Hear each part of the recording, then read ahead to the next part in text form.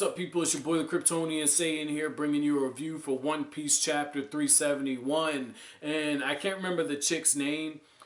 She's the one who kind of mixed it up and had some disagreements with Smoker. But basically, she's a Navy admiral, not admiral, a Navy captain, and she's chilled out. She's stretched out on the chair and everything. You got the Navy guys, they're partying, and you have one of the guys holding up a poster of Bon Clay, which is going to be telling because I forgot that Bon Clay is kind of out on his own, doing his own thing. He wasn't one of the ones who was captured, so it's looking like even though they're on vacation, the work never really stops. So with that being said, man, let me tell you something, people. Holy fucking shit, okay? Zoro cuts through 2 train cars. I wouldn't say he's approaching Mihawk level because Mihawk was able to just slice through a whole fucking brigade of ships. Like, he just like clean cut through all of those damn things. So Zoro's not on that level, but Zoro looks like he's chasing him, okay? And if I'm not mistaken, he did say that, you know, he is chasing after Mihawk. That was why he challenged him, because he's perceived as being the greatest swordsman in the world. So holy fucking shit. Like, this was good. This was good. I like the fact that as they're racing through, right?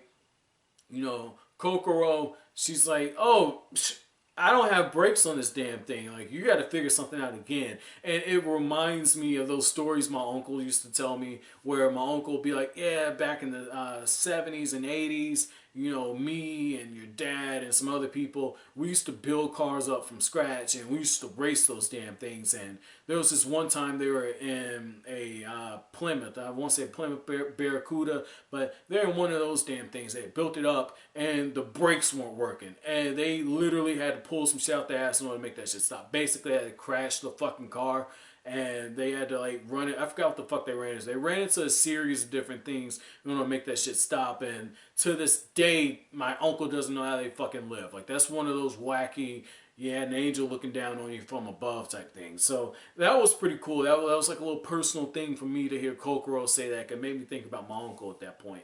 So I like the fact that, you know, Luffy, after they see the train car, he's like, oh, we might have Sanji and Usopp on there. Let's go check it out. Luffy just springs right into that damn thing. And it's just like, Luffy doesn't have any chill. This dude's once again riding on the nose of the ship, getting wet, even though he's changed his clothes. And now he just flies face forward into that car, gets shot at and everything. Luffy's just bouncing the bullets back. And Luffy's like, hey, okay, you're in the way. Okay, hey, Zoro! Cut these bitches. Whoosh. And I like how we see this really cool double spread shot. I don't know if it was like this when it was weekly released, because I know sometimes what Viz will do, they'll take the weekly translations and they'll just give a full page in the actual volume when they put the volume together for shots like this. But that's what we get in this one, where it's just a clean shot and everyone's freaking the fuck out. Zoro, very, very impressive stream feat. I mean, granted, this is the same guy who, alongside Luffy, just cut through a fucking tsunami, okay? But holy shit, this was good. I said, I like that, and I like how when Luffy gets back on, they're looking at him like, warn us next time you do that. And I'm thinking, he did warn you. And Luffy even comes out and says, like, I did say it. I did say cut it in half. And that's when they're like, we didn't think he could actually do it. And these guys, very telling. I told you I'm going to watch this Zoro Luffy shit going forward. Very telling that one of the men says, this guy is a monster. How powerful is he? Now, fuck it, I'm going to read the actual line, okay? I'm not even going to paraphrase this one. This was very, very telling. It's right before Zoro ends up fighting the ship cutter, okay? Okay, here it is. Okay. So he says, a beast like that, and he isn't even the leader of his own crew. Once again, I don't think Oda's doing this shit by mistake, okay? I don't think he's doing this by mistake, where, yeah, I told you, it just seemed like he's been planting seeds for a Luffy Zoro thing, and you have that line right there. Like, very, very fucking telling. I don't think Usopp would have the balls to strike out on his own. He did in a sense, okay, where he's just like, fuck this, I'm taking the ship, I'm going home. But what I mean by strike out on his own is say, fuck that. I'm staying on the Grand Line. I'm going to build my own crew and do my own thing. I could see Zoro doing that. I could see Zoro. It would take something super big in order for Luffy and Zoro to even get to that point, okay? You have to take something big because of how close those two are. But it's very telling that Oda uses the Davy back fight to bring them together, and then in the subsequent arc right after that, you start seeing the fabric of the Straw Hats where it had been stronger. Slowly, there are tears being put in. Kind of like what happened with the Mary, okay? Where over time, the Mary was just taking so much damage to where all the little things added up, and you had a split, and right when the split takes on, you have Usopp leaving the crew.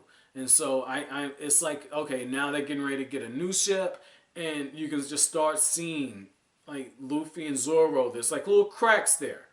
Little cracks. Because Zoro more than likely heard this. While Zoro didn't say it, it's being said about Zoro. And I've told you guys before, one thing that you do as an author, if you want to foreshadow, one thing that you do that's very effective is you have another character come in and provide some perspective, some context on another character or another plot point that you want to make by giving a fresh set of eyes. And so now you have a character in the story saying what I've been saying for a while, that Zoro is probably the best fit out of the entire crew to run his own crew. So like I said, I'm going to have my eyes on this going forward, but overall, very, very good chapter. The ship cutter thing, I was expecting a huge, like, knockdown, drag-out fight. Wasn't really the case, okay? Where you have Zoro, he predicts the movements, basically fodderizes T-Bone, okay? So it's showing right there Zoro's captain level. Oh, shit, Zoro's captain level. And then they said he's not even the captain of his own crew. I mean, it's little small shit like that. Another thing, if you just look at it, when we start talking about feats and the significance of what happened with that tsunami, Zoro and Luffy combined power, their combined power was able to take down a tsunami. So it's almost like Oda saying, these two, they're on the same fucking level. Luffy might be a little bit stronger, but they're on the same fucking level. And when people talk about this, when it becomes a legend that these two cut through a fucking tsunami, Zoro's going to be mentioned right there with Luffy. And if you'll recall, because this is all just some very telling shit, okay? Because I'm putting the dots together in my head as I review. You guys know I do these chapter reviews with no talking points, none of that shit. Just no filter, no script. And it's very telling that you have, like, I feel seeds of dissension being planted between Luffy and Zoro. In the same time where you have the Baroque Works shit going on. And it's when we first get introduced into Baroque Works that what happens? Luffy versus fucking Zoro. I think like chapter 70 something. Luffy versus Zoro. That took place. I mean, just little small shit like that. It's little small things that Oda does. And if you just kind of sink back and pay attention to the cover story. I know, me saying pay attention to the fucking cover stories. I don't cover them. But I talk about the cover stories when there's significance. And there's significance in this. Because it's Baroque Works, and we're seeing some of the same things kind of being put on. Whereas instead of Luffy versus Zoro happening, literally, we're having it figuratively. Because again, they had to work together, and now you have other people possibly putting that seed in Zoro's head. He could do his own fucking thing if Luffy had to strike out. Because think about it. Zoro's a strong-willed character, and this is twice in the same arc he's had to tell Luffy to get his shit together. So, very, very telling. I know for me, one of the reasons why I like Zoro is Zoro's character, I can relate to a lot of elements, and I have a low tolerance for bullshit. And Zoro strikes me as one of those characters. So I can't wait to see if Zoro finally reaches that breaking point. You know, I don't think he's there yet. I don't even think he's even started to carve towards that, but I do think that he's plotted out the destination at this point.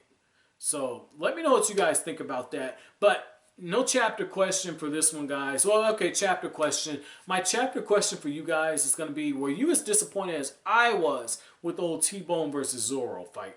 But as always, guys, if you like anything I had to say, hit that like button as it really helps out the channel. Don't forget to subscribe if you're new. Don't forget to share. As always, thank you for watching Kryptonian Saiyan. Have an awesome day.